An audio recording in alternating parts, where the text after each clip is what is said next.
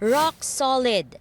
That's how Senator Bato Dela Rosa describes the supposed promise of President Bongbong Marcos to him, that investigators from the International Criminal Court will not be allowed entry to the Philippines. That's why Dela Rosa doubts the claim of former presidential spokesperson Harry Roque that the ICC is already investigating here in the country. Ang niwala ko sa Pangulo, yung yung buo yung tiwala ko sa kanya. Until now. Dela Rosa was the first PNP chief of former President Rodrigo Duterte to implement the bloody campaign against illegal drugs, which is now being probed by the ICC. Roque says a source told him some individuals from the ICC have been traveling to the Philippines.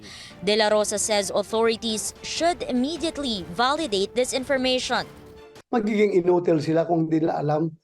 Justice Secretary Crispin Remulla says there are no talks between the DOJ and the ICC about this. Solicitor General Menardo Guevara says the Immigration Bureau can check, but he maintains the government position that the ICC has no jurisdiction over the Philippines.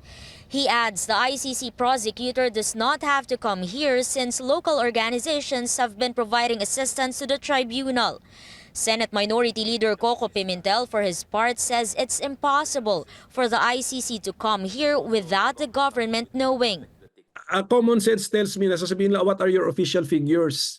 Diba? For this period of time, then dapat kausapin nilang Commission on Human Rights. So kung walang ganyan, that looks like wala pa sila rito. Although ako personally, I find nothing objectionable kung nandito na sila.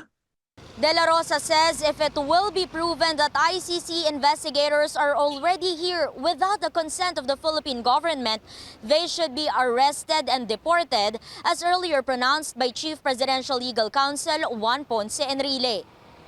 But if indeed the Marcos administration would allow the ICC entry, does this mean war with the Dutertes?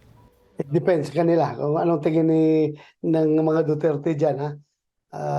Basta sa akin, magiging impression ko lang towards this government is laban bawi. Dela Rosa confirms former President Duterte may run for senator in 2025, but not to seek protection from the ICC.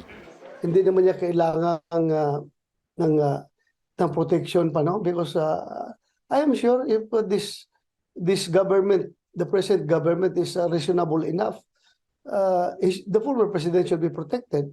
Eimor Santos, CNN, Philippines.